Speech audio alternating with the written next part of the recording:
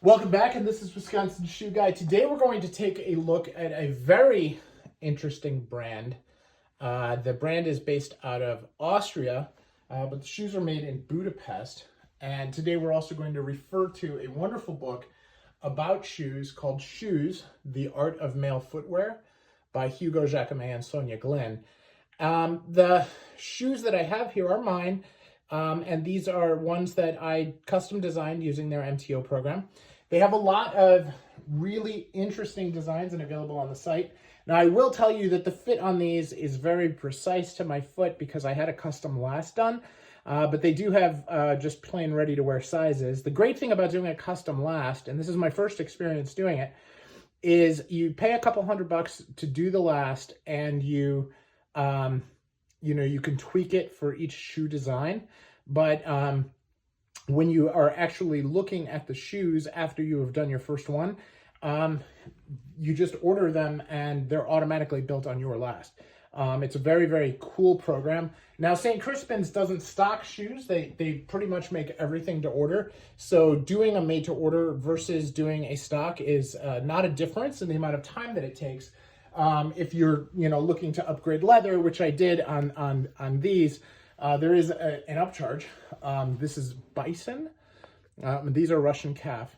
So that is where you can get into an upcharge.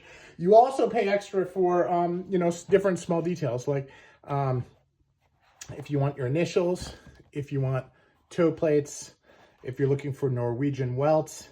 Now, when you actually are looking at the MTO tool, having it so that it has a pegged sole with a big bevel and then a 180-degree Norwegian, that type of thing is a different option than doing a 360-degree Norwegian and a thicker sole, right?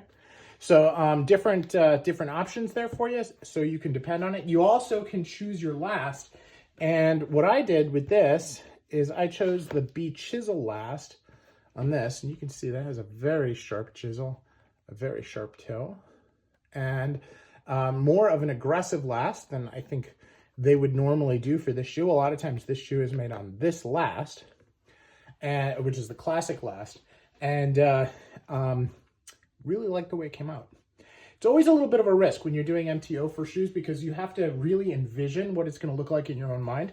But if you're comfortable with it, it can be an exciting process to have what you imagine at the beginning turn out in reality. And now the shoe trees on these are also very precise, custom made for the shoes, and in this case on my last. So very, very tight. You can also see the significant asymmetry in these, where the outer side top line is much lower than the inner top line. But it's a fantastic feel to the shoe, and I couldn't be happier. You can express specific things that you want when you're doing it. Like this, I asked for a butt stitch.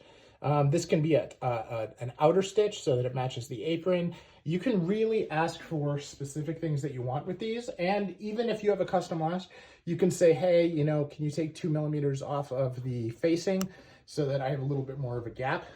You can choose a lot of different things like that in order to make it just for you and make the fit very comfortable. So a lot of really exciting things about St. Crispin. Now, St. Crispin is another manufacturer that focuses on doing a lot of handmade work in their shoes. All of their shoes are hand welted, but you can choose a lot of different things. Like you can actually choose to have cemented soles. Some people like that because they're thinner.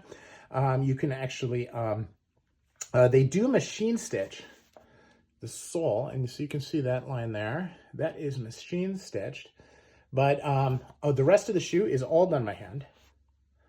And even the heels, they do just a wonderful job. And I couldn't be happier with the shoes. Now the shoes are pricey. The custom last is a few $100, but like these were, I think, about $1,300. These were closer to $1,800. And that's mostly the leather upcharge and then the upcharge for the 360 welt. They have a lot of very exciting styles, and Jacquemet and Glynn do a nice job of showing some of that in the book. So I'm just gonna take just a second, flip through this. I don't want to spend too much time on it, but some really great loafers, monks, of course, Oxfords. One of the nice things about St. Crispins is that they have this shrunken bull leather, which is a very, very nice look to it. And then they also have a lot of different styles of Adelaides, which I really appreciate, as I am a huge fan of that particular style, and do expect that I'll have some more shoes in that style.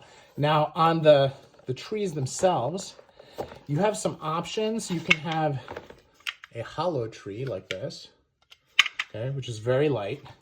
And you can have a solid tree like this one, which is quite a bit heavier.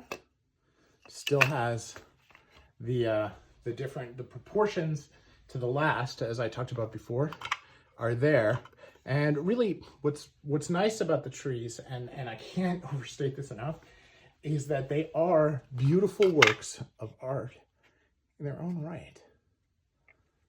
You know, now you can also get them in maple, which is an additional upcharge. But again, something very, very nice to consider as you're looking at a great experience with a fantastic shoe brand. So this is Wisconsin Shoe Guy. That is my thoughts on St. Crispins. What is your experience? A lot of people who watch the channel have purchased St. Crispins in the past and have a lot of information to share, and I welcome it. Please let us know in the comments below.